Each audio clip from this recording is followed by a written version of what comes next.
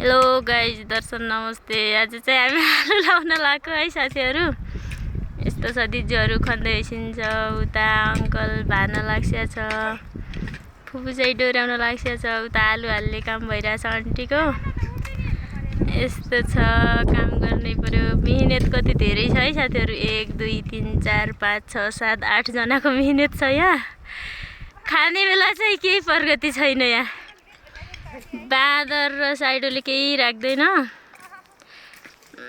अब बाँदर र साइडोलाई कसरी नियन्त्रणमा ल्याउने, यस्तो छ साथीहरू। काम चाहिँ पुरै भइरहेछ, तर खाने बेला चाहिँ केही प्रगति हुँदैन। मिहिनेत कति धेरै गर्नुपर्छ है।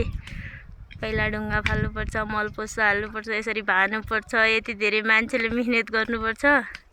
खाने बेला चाहिँ केही छैन। बाँदर र साइडोले केही राख्दैन।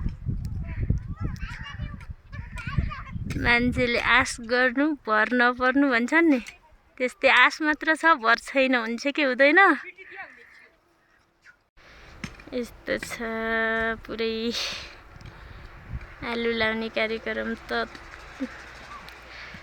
पुरै भइरहेछ।